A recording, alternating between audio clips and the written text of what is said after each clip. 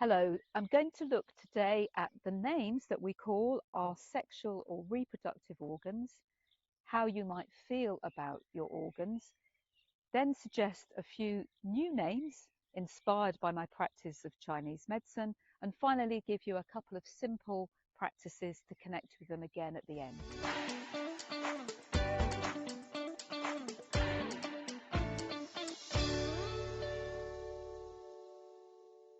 So what names do you call your sexual organs, your reproductive organs? Maybe you call them something like your genitalia or your private parts, secret garden, maybe yoni or Shiva, Shakti, dick, cock, fanny, pussy, family jewels. We each have different names. And how do you feel about the name that you use? How do you relate to your sexual organs, in fact? Do you embrace them with joy? Do you sometimes feel a bit embarrassed or shameful about them? Do you only really openly connect with talking about your sexual organs in a relationship? Or do you honor your organs when you're on your own and in any situation?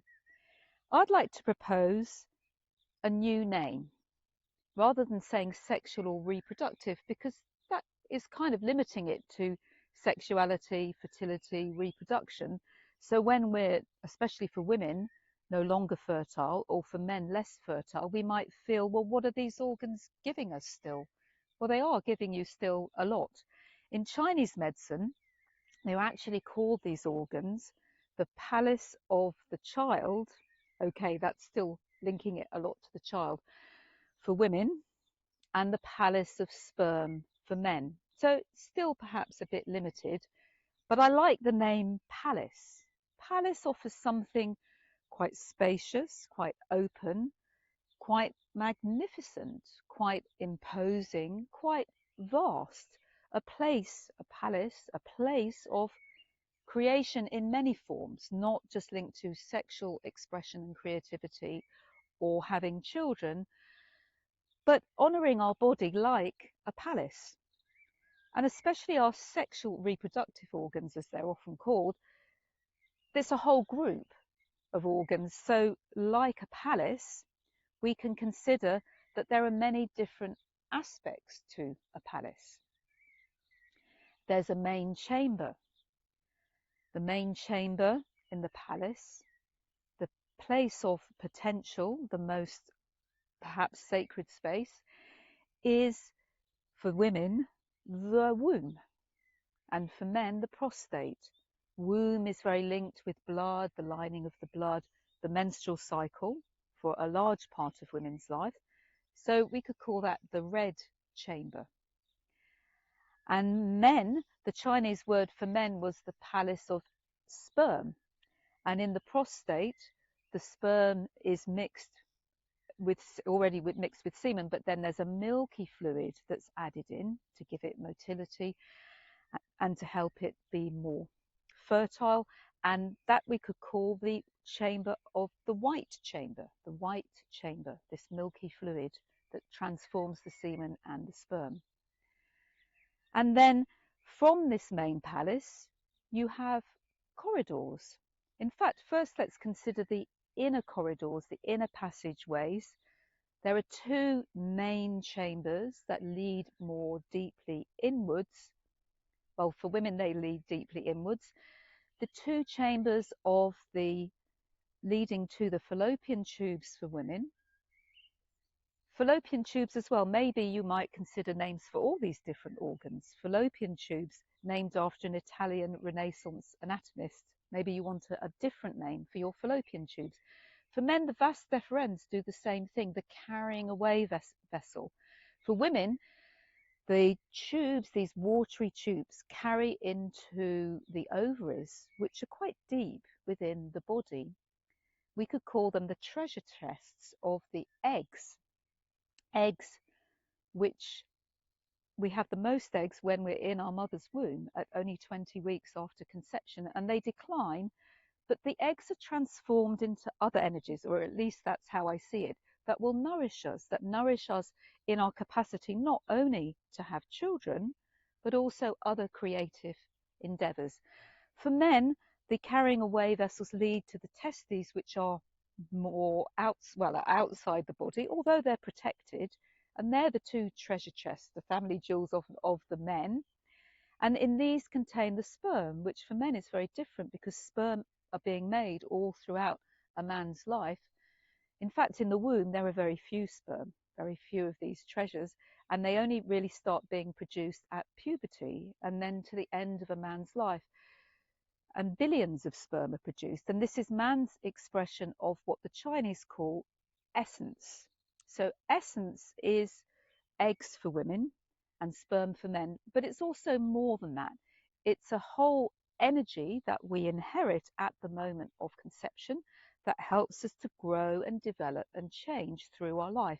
And there are many different expressions of essence. It expresses in how we build our physical body, in our bones, how we grow, in all the different developmental processes that will enable us to arrive at puberty, and then a whole shift in the egg and the sperm that I've already talked about that happens within puberty.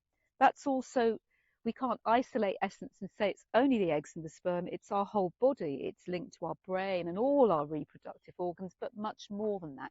So that's why I'm proposing palace of essence. And the treasure chest of the essence, or certain aspects of the essence, the reproductive aspects of the essence, are in the ovaries and in the testes, the inner gateways. And then we have outer gateways, which lead from the womb and the prostate. And from the prostate is going outer into the penis through ejaculation. And that the Chinese called the Jade Stem. And for women, the outer gateways through the clitoris into the vagina, through the cervix into the vagina and the clitoris, which they called the Jade Gateway, because for women, it's a more allowing energies into the womb, as well as allowing energies out. So allowing sperm in, but other energies too, and then allowing energies out. So they're the outer gateways. So maybe I've given you that little journey briefly of the main sexual organs. How do you feel now about calling them your palace of essence?